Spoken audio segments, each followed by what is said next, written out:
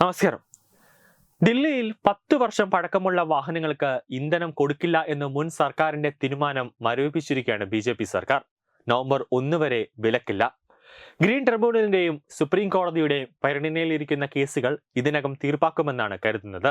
അതേസമയം ഈ വിഷയത്തിൽ ആം ആദ്മി പാർട്ടി കൊണ്ടുവന്ന നിയമത്തിന്റെ പശ്ചാത്തലത്തിൽ 80,000 വാഹനങ്ങൾക്ക് മലിനീകരണ നിയന്ത്രണ നിയമത്തിന്റെ പേരിൽ നിരത്തിലിറങ്ങാൻ പാടില്ല എന്ന ഉത്തരവ് നടപ്പിലാക്കിയതിന്റെ പിന്നിൽ വൻ അഴിമതി ഉണ്ടെന്ന് സംശയിക്കുന്നതായും വിശദമായ അന്വേഷണം നടത്തുമെന്നും ഡൽഹി പരിസ്ഥിതി വകുപ്പ് മന്ത്രി മതീന്ദർ സിംഗ് സിൻഹ പ്രസ്താവിച്ചു.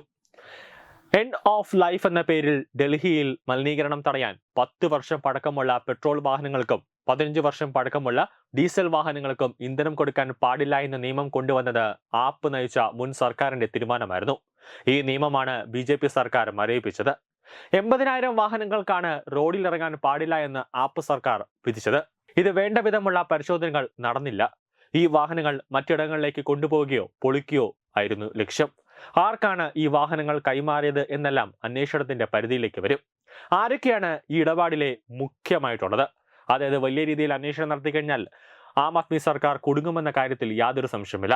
ഡൽഹിയെ പിടിച്ചുകുലുക്കിയ മദ്യനയ കേസ് പോലെ ഇവിടെയും വാഹന തട്ടിപ്പ് കേസുകൾ, അതായത് വാഹനത്തിന്റെ ഒരു തട്ടിപ്പ് പുറത്തേക്ക് വരും. ആർക്കായിരുന്നു ഈ വിഷയത്തിൽ താല്പര്യം തുടങ്ങിയ കാര്യങ്ങൾ അന്വേഷണ വിധേയമാക്കേണ്ടതുണ്ട് എന്ന നിലപാടിലാണ് മന്ത്രി സിൻസ പറഞ്ഞു. ദില്ലിയിലും ചുറ്റുപാടുമുള്ള വായു മലിനീകരണ നിയന്ത്രണത്തിന് എന്ന കാരണം പറഞ്ഞുകൊണ്ടാണ് commission for air quality management 2015 വെച്ച നിർദ്ദേശപ്രകാരമാണ് നിയന്ത്രണമെന്നാണ് ആം ആദ്മി നേതാക്കൾ വാദിക്കുന്നത്.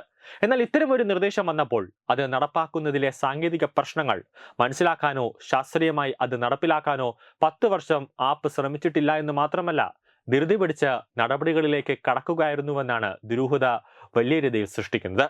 ദില്ലിയിൽ കാലാവധി കഴിഞ്ഞ വാഹനങ്ങൾക്ക് പെട്രോൾ പമ്പുകളിൽ ഇന്ധനം നൽകരുത് എന്ന നിയന്ത്രണവും നടപ്പാക്കി തുടങ്ങിയിട്ടുണ്ട്. 15 വർഷത്തിന് മുകളിൽ പഴക്കമുള്ള പെട്രോൾ വാഹനങ്ങൾക്കും 10 വർഷത്തിലധികം പഴക്കമുള്ള ഡീസൽ വാഹനങ്ങൾക്കുമാണ് വിലക്ക്. വായു മലിനീകരണം കുറയ്ക്കുന്നതിന്റെ ഭാഗമായാണ് നടപടി. ദില്ലിയിൽ പഴയ വാഹനങ്ങൾ നിരത്തിലിറങ്ങി വായു മലിനീകരണം രൂക്ഷമായത് കടുത്ത നടപടികളിലേക്ക് നയിച്ചു. വായു മലിനീകരണ മേൽനോട്ട സമിതിയുടെ നിർദ്ദേശപ്രകാരം നിശ്ചിത കാലാവധി കഴിഞ്ഞ പെട്രോൾ ഡീസൽ വാഹനങ്ങൾക്ക് ഇന്നു മുതൽ NCR മേഖലയിലെ ഒരു പമ്പിൽ നിന്നും പെട്രോൾ നൽകില്ല. 62 ലക്ഷം വാഹനങ്ങളാണ് ദില്ലിയിൽ കാലാവധി കഴിഞ്ഞതായി കണക്കിലുള്ളത്. ന്യൂസ് ഡെസ്ക് തത്വമൈ ന്യൂസ്. രാവുമായണം രാമനെ അറിയണം. സ്കൂൾ കുട്ടികൾക്കായുള്ള രാമായണം പ്രശ്നോത്തരി ജൂലൈ 20 ഞായറാഴ്ച രാവിലെ 9 മണിക്ക്. സ്ഥലം കൃഷ്ണപിള്ള മെമ്മോറിയൽ ഓഡിറ്റോറിയം, നന്ദാവനം, തിരുവനന്തപുരം. രാമായണ മാസാചരണത്തോടനുബന്ധിച്ച് തത്വമൈ TV സ്കൂൾ കുട്ടികൾക്കായി ഒരു രാമായണം പ്രശ്നോത്തരി സംഘടിപ്പിക്കുന്നു. ഈ വരുന്ന ജൂലൈ മാസം 20 ഞായറാഴ്ച തിരുവനന്തപുരം നന്ദാവനം കൃഷ്ണപിള്ള മെമ്മോറിയൽ ഓഡിറ്റോറിയത്തിൽ വെച്ചാണ് ഈ പ്രശ്നോത്തരി പരിപാടി സംഘടിപ്പിക്കുന്നത്.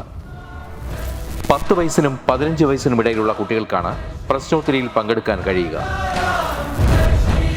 പങ്കെടുക്കാൻ താല്പര്യമുള്ളവർ പേര്, പഠിക്കുന്ന സ്കൂളിന്റെ ID കാർഡ്, ജനനത്തീയതി തെളിയിക്കുന്ന തിരിച്ചറിയൽ രേഖ എന്നിവ സഹിതം 9034347838 എന്ന നമ്പറിലേക്ക് വാട്സപ്പ് ചെയ്യുക. ഒരു കുട്ടിക്ക് 100 രൂപയാണ് രജിസ്ട്രേഷൻ ഫീസ്. പ്രവേശനം ആദ്യം രജിസ്റ്റർ ചെയ്യുന്ന 54 കുട്ടികൾക്ക് മാത്രം. വിജയികൾക്ക് ആകർഷകമായ സമ്മാനങ്ങൾ.